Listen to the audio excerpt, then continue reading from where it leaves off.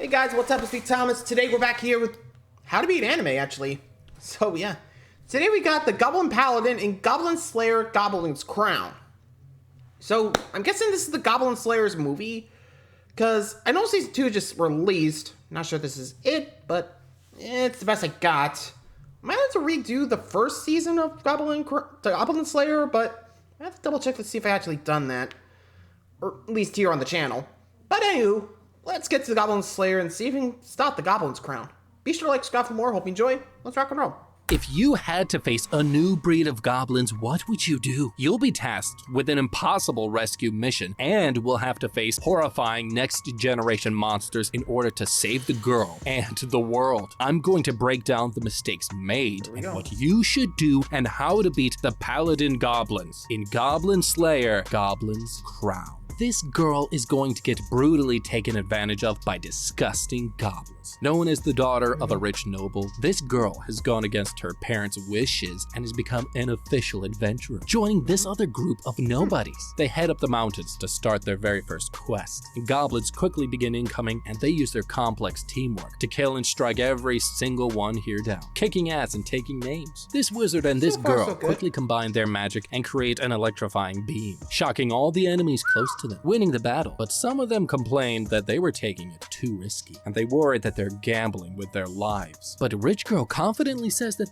they shouldn't worry about it because she has a great idea that will level up their squad fast, because this plan that she's got is one that no one has ever done before. It's a plan that is going to cost her group everything. But anyways, they quickly head off to their next goblin quest, thinking that this will be a piece of cake, and find this goblin nest very infested. Rich Girl orders them to barricade it quickly because goblins attack villages when they're low on food, and she says that if they waited this entrance for a few days, they'll just be able to pick off the goblins as they try to leave their nest. And this one guy comments though on Rich Girl's plan, and he worries that their squad will get severely weakened if they stay out here in the cold and get hit by a blizzard. But she tells him to chill out because this mission will be easy, not realizing that this will be the last quest that they ever do. So hungry goblins start trying to escape their nest, and the adventurers start easily picking them off. But over the next few days, they start running out of supplies and realize something has changed. The goblins have stopped coming out of their nest, and this wizard guy warns them they don't have enough firewood now to melt drinkable water anymore. Desperate, this person suggests that one of them go back to the village nearby to gather supplies, and everybody nominates Rich Girl and says that she should go because they don't trust her anymore. Annoyed, she listens and heads back down to the village. Okay, you and I both know she's messed up so bad right now. Despite what people make it seem, goblins are the worst kinds of scumbags possible. They'll kill anything they see, men, women, children. Because of their low-level power ranking, most beginners will take on goblin missions to rank up easier, but that is their biggest mistake. Goblins by nature stay on lands far away from militaristic forces. They stay away from any help should you go against them, and this is for a reason, because just like going out for a chill canyon bike cruise trip 127 hours style, all it takes is one mistake out in the middle of nowhere, and if that happens, no one will be able to save you. The goblins set up their camps here by design, and this group should have stopped to think about the reason why. Them approaching their targets in snow is also another reason that they should have thought twice about this mission, because this is due to the physiological and metabolic impact of exercise or activity in harsh climates, such as the cold. The colder it forces the body to work harder in order to be able to keep the vital organs warm, to be able to keep your core temperature up to where it needs to be. This means that this group should not have only prioritized bringing adequate food, but also the proper ratio of proteins, fats, carbs, because all of these groups would have had different effects cognitively and physically speaking. Because long story short, glycogen is the body's primary source of stored energy for use immediately. By making sure you got frickin' bread with you, it would have helped the hunters of your group to be able to replenish their glycogen stores, especially the foods that would have helped them the most overall would have been light to carry, high in calories, more easily available, and cheaper than high calorie things like meat, for example. And also this includes them not having drinkable water. They are surrounded by snow. Are you freaking kidding me? So Rich Girl musters up her tiny strength. Yeah, honestly, I think I would have just told the wizard, okay, look, just toast the nest, let's just get back to town, okay? Like, as soon as like things start to look bad, it's probably best to just, probably just toss some napalm in there, just like, we'll come back in case they come back. Just head on back to the village, resupply, because let's be real. When your plan is just to send one back, not the best idea. So it's either everyone goes or no one goes at all. Though, maybe not the best call. I don't know. Like I said, I probably would just left with her since, you know, considering, like, everyone don't trust them. I'm not sure when they're going to go, like, turn against each other. Sorry, I had a burp. And anyway, well, here comes the point where the goblins strike back.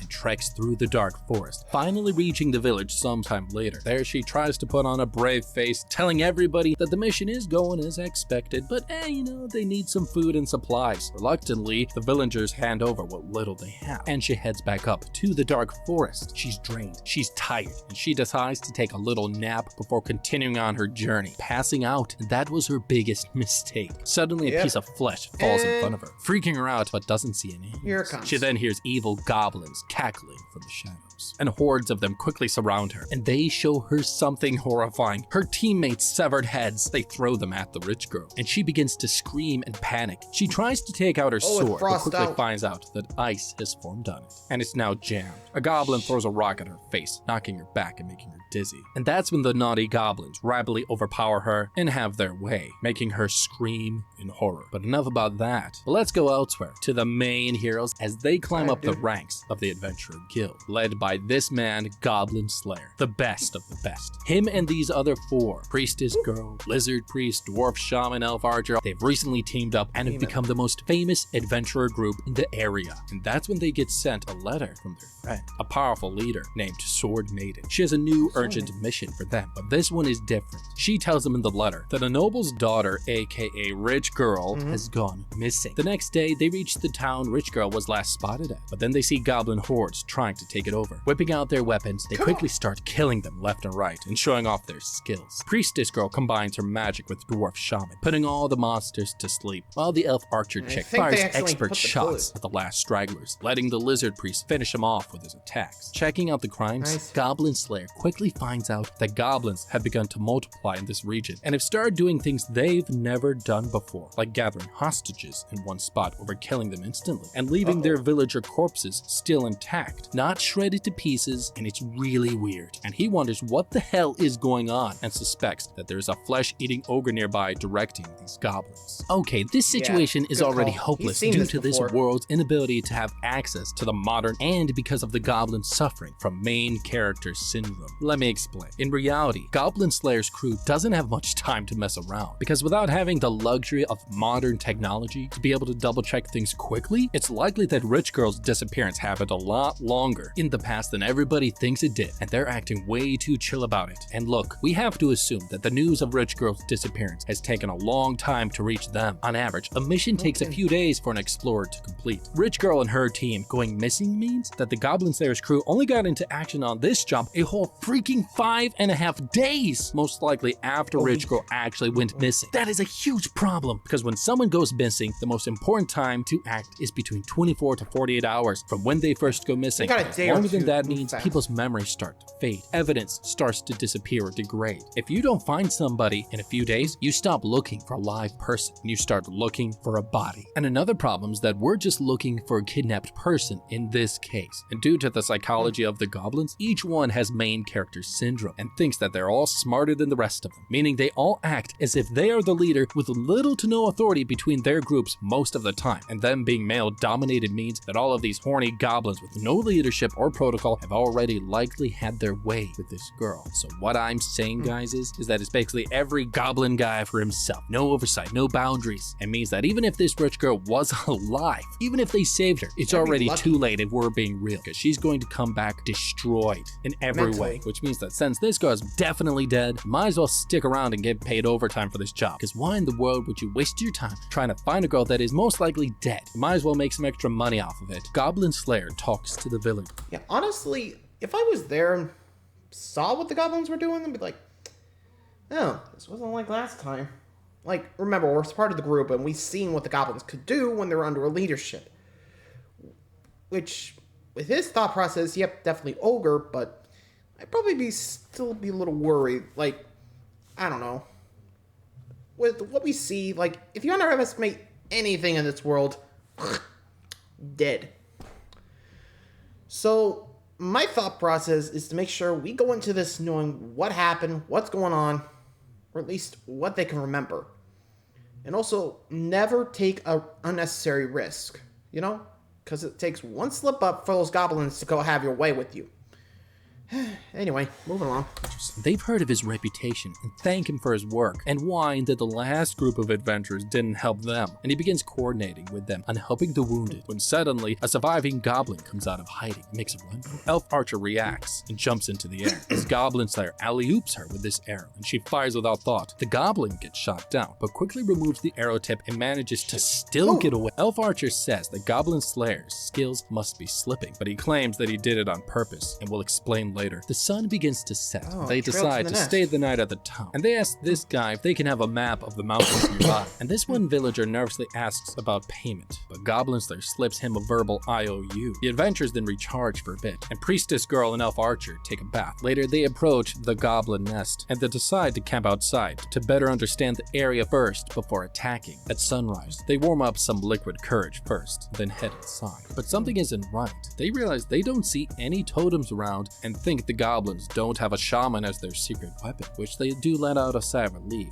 But he tells them the goblins shouldn't be underestimated because they just attacked that village earlier. And this must mean that there's some goblin in here with brains running the show. He analyzes the area and warns them that they could attack from the right side. Sensing danger, Priestess Girl uses her skills and casts her holy light magic, lighting up the cave and blinding all the goblins nearby. Using his superior skills, Goblin Slayer spots 17 goblins instantly, and Elf Archer and Dwarf Shaman rattle off attacks, firing off a 3-arrow shot and a rock strike against them, letting Goblin Slayer and Lizard Priest push through the first wave of incoming goblins. He yells out that more goblins will show up soon. Priestess Girl casts another holy light spell, blinding the next wave, but one manages to hit Elf Archer's leg, critically injuring her and making them lose their ranged attack. Priestess Girl says she can heal her, removing the arrow, but that's when they notice more craziness. The arrow point breaks off, still stuck inside of her flesh. They then realize that the goblins are learning and have started copying their tactics, like this poison arrow, shocking the entire group. Elf Archer tries to mask her pain, but they know she is dying by the minute.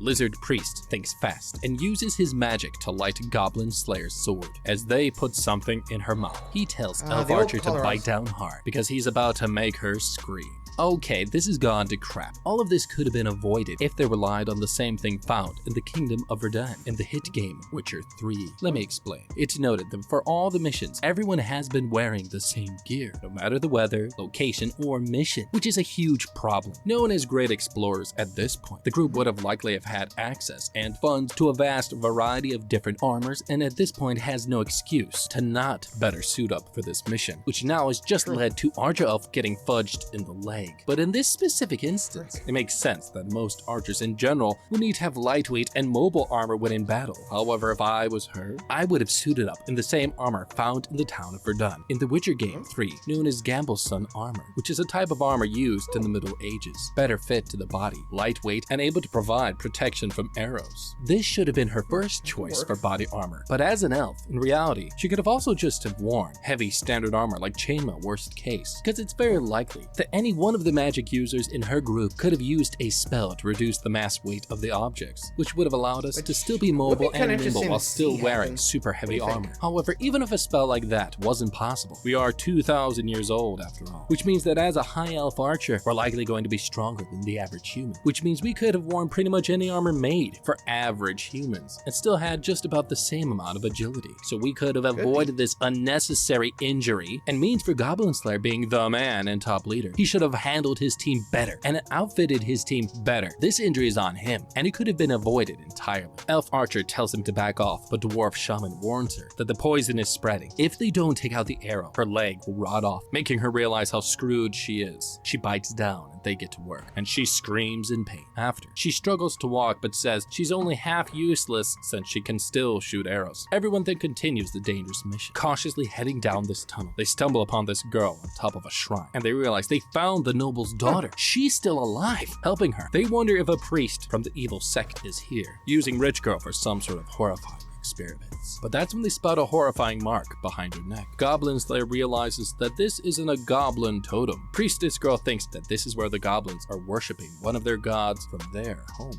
planet, the Green Moon. Praying to the god of wisdom, Goblin Slayer worries that this god has begun to grant the goblins with miracles, and has begun teaching them how to use its terrifying powers. Priestess Girl thinks a dark elf from the evil sect helped these goblins create this shrine, an elf gone to the dark side. They then take Rich Girl and head back to the nearby village. The next day, she wakes up safe and sound and is confused, and she asks where all of her friends are, and she gets told that all of her friends are dead. Totally not because of her. Anyway, silently embarrassed for her, Goblin Slayer lets her rest. Later, the group meets back up and talk about what they saw in the cave. Priestess Girl, though, I don't know, I know getting together, which, okay, going back to, like, keeping the elf archer around, like, I mean, fair enough, she could still shoot, but she's a lot less mobile, which, for an archer, you gotta make sure you can dodge the shots, too. So, I'm not sure if I would have kept going.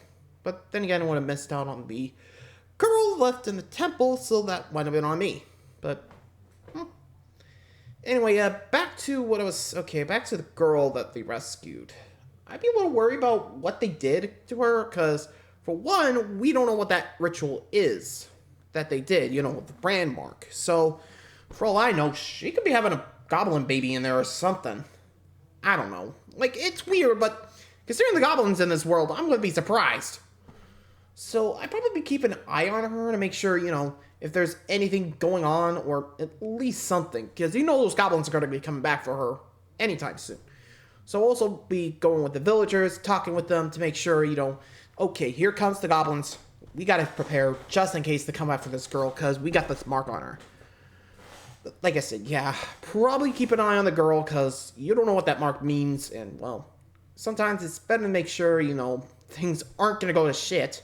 Anyway. Girl says, the god of wisdom has control over intelligence, reason, and the truths of the world. This god is ruthless and believes that suffering and pain are necessary on the path to knowledge. This god doesn't care for humanity and will provide knowledge to anyone who wants to destroy the world in pursuit of knowledge. Goblin Slayer then interrupts them and says that maybe they should save this adventure for season 2 of the TV show, and they get back to focusing on hunting down goblins, since they are the ones trying to summon this god. He whips out his map and thinks the rest of the goblins in this area are hiding somewhere in these mountains. Noticing a dwarf fortress within the area, Rich Girl then comes out of her room holding this knife, trying to look badass. She says that she wants to join them to stop these goblins. Elf Archer tells her she's not allowed, since their mission was to rescue her, but Rich Girl says she has to take back everything those goblins stole from her. Lizard Priest respects her attitude, but Archer Elf says no, and then Goblin Slayer acts as the deciding vote, and tells her that only she knows what she must do. She then tries to be edgy and cuts off her ponytails, and says that she'll get the reward money for her rescue and pay them first before they all head out to stop these goblins from summoning the god of wisdom. Okay, first off, she's dumb, and while this might look harmless, letting her tag along is the worst idea, because she's not possessing 12 out of the 14 qualities required to be a good follower, a good teammate. Let me explain. We all know that Rich Girl was the default leader of her old team, likely due to her rich parents. And that's the reason why she got all of them killed in the first place, because of her lack of experience. And even if this group doesn't make her the leader, letting her tag along on the most dangerous mission they've ever been on is a huge mistake. Because according to Psychology Today, coming from an extremely wealthy family means that children on average have higher levels of pressure to succeed than others.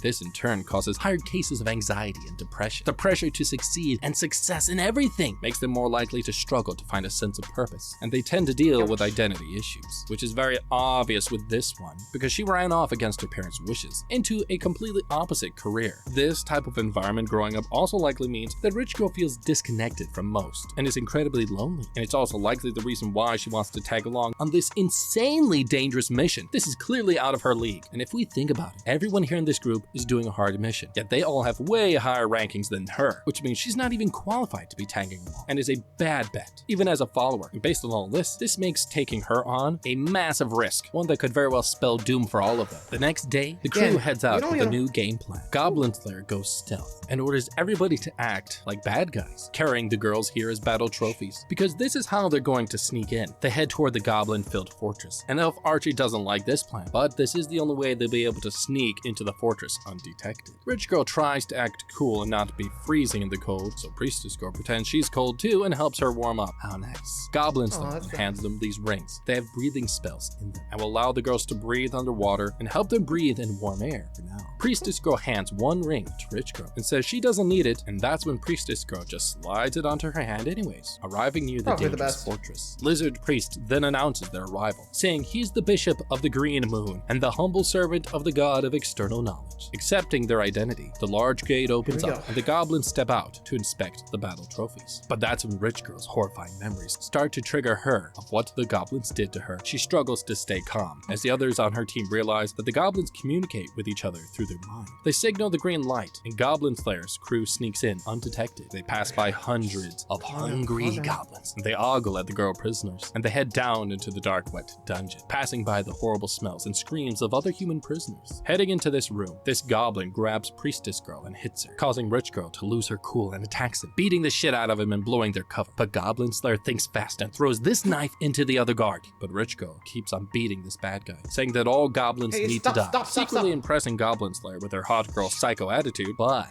Lizard Priest, concerned, says they need to keep an eye on her or she'll get them all killed. Archer Elf is ordered to stay and heal herself, while the others go to check on the other prisoners. She whines to Goblin Slayer why they brought along Rich Girl because she is super useless, but he says they need her. Everyone then meets back up and prepares to invade the castle. They quietly head to the armory to get weapons. Dwarf Shaman tells Rich Girl that she should get a better sword, but she angrily says she doesn't need it. Ready it up. Lizard Priest then summons a decay spell, and that's when they hear a loud trumpet go off outside, and they rush to check it out. Spying in the courtyard, they realize what's really going on. Hordes of goblins gathering and cheering as this strange warrior passes by them, heading up this throne made of human bones. He announces something horrifying. The gang then figure out that they just stumbled onto a goblin coronation ceremony. This type of ceremony requires a priest cleric to conduct the ceremony, but they realize that Rich Girl already killed the priest down in the dungeon, and she starts freaking out at the worst time again, as the mark on the back of her neck starts to light up. Priestess Girl tries to heal her and keep her quiet, but it's too late. She yells out at the top of her lungs, alerting every single goblin here. Okay, while this might seem like a surprising situation, Goblin Slayer and his team could have spotted all the signs. Let me explain. We already knew that Rich Girl was messed up to begin with, because now this girl has PTSD and is traumatized. It basically means that Rich Girl didn't truly consider or wasn't even psychologically capable of assessing the amount of mental stress this operation could cause her. And it's also on Goblin Slayer for letting her be a part of it. But it also explains why she was trying to act so hard as being tough when they walked in. She was overcompensating in comparison to everybody else who actually has more fighting experience, because everyone else was acting calm and as a team, and because of what happened to her on average will most likely lead to higher counts of depression and often manifests itself into things like being highly agitated for no reason, which in a stealth operation like this is the last thing you need. Oh, I get it. They all saw her beat a goblin to a pulp and then some, but they shouldn't have left it alone. They should have tried to kick her to the curb right then, or maybe have told her to stay put. If she dies fine, the liability is gone, but if she survives, at least she's out of the way. And on top of that, she denied taking that ring at first, knowing full well that it was a part of Goblin Slayer's plans, who's a veteran in hunting goblins, which means she's displaying signs of either distrust in us, or she's trying too hard to show that she belongs with them, that she can hang with them. But because she saw the goblin pimp before her, she reacted in horror. All of this could have been predicted, because at any moment something could have triggered her sooner. And also, goblins cannot procreate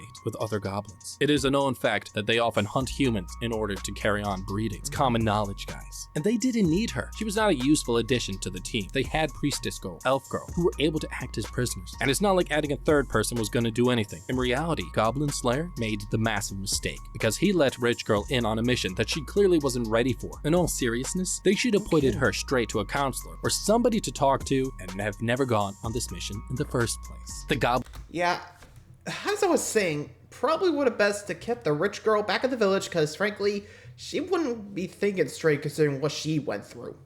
I'm surprised Goblin Slayer didn't think that, but then again, I think most of the thoughts in his head is kill all goblins. What are you gonna do? Can't predict everything.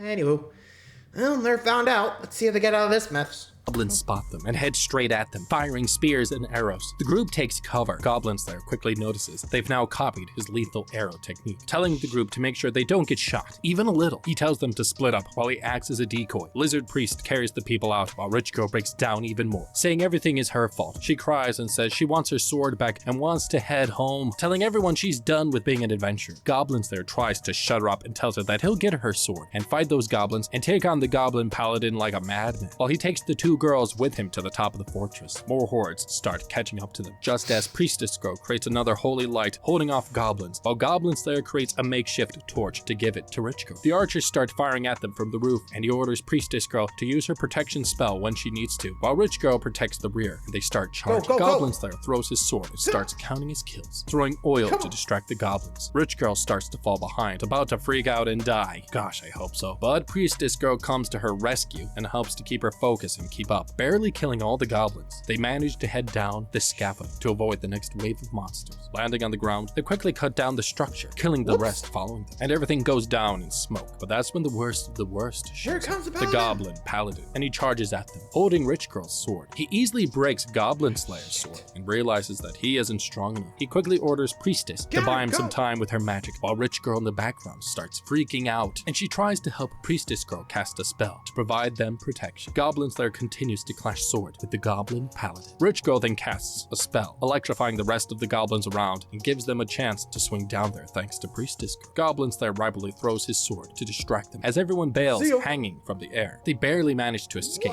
climbing down the walls and meeting up with the rest of the group. Hearing the Paladin above, order all of his guys to head down to catch them. Running out of time, he checks in with everyone as Dwarf Shaman hands him a new sword right as the sun begins to rise in the distance, and everyone begins running down this cliff towards the edge. The goblins leave the castle and quickly catch up to them, while Archer Elf provides cover fire, slowing them down. Priestess Girl then gives Lizard Priest the breathing ring to help one of the prisoners they rescued. Meanwhile, Goblin Slayer tells these two to hold the rear, while Dwarf Shaman uses his magic and shoots this snow blast at incoming goblins. The Goblin Paladin nearby then smashes the ground with his strength, creating smoke in the air, nearly blinding everyone here. Elf Archer fires an arrow at the incoming Paladin, while the Goblin Slayer yells out for everyone to fall back while he handles the rest. Meanwhile, Lizard Priest says that they can't retreat to the village. Everyone there will die. They realize there's a valley in the distance they could head to instead. Dwarf Shaman throws Goblin Slayer an extra sword, and they take down incoming goblins heading near this valley. Last minute, Goblin Slayer tells them to go on ahead, and he'll crush the enemy here because he can handle it. Dwarf Shaman says they've run out of weapons, and his spells are about to run out. Lizard Priest lends Goblin Slayer his weapon, and Elf Archer says she can provide backup. He tells Priestess Girl to save her spells because he has a plan, and tells Rich Girl to fire when he gives the signal. Another wave of goblins starts incoming, heading back in to meet them. Goblin Slayer charges through while Dwarf Shaman sends two snow blasts to back him up.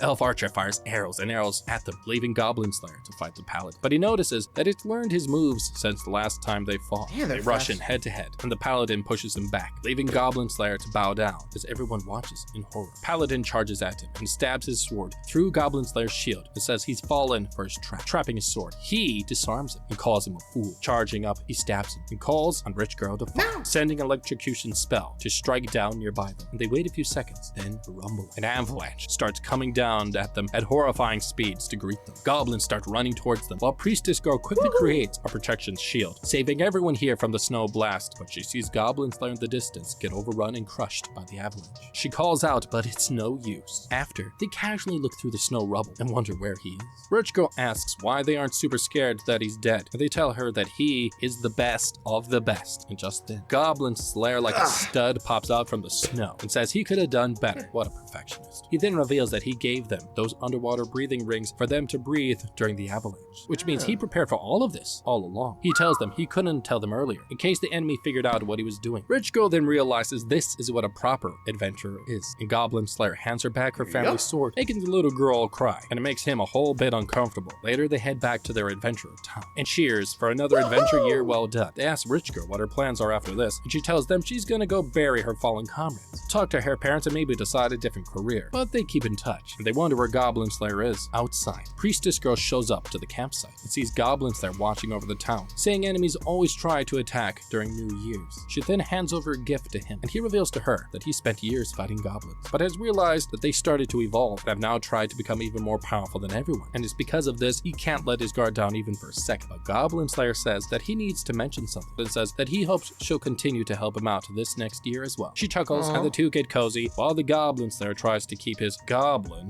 under control. But what do you guys think about... Well, there you go. They managed to save the day, get her sword back, and stop the Goblin Paladin.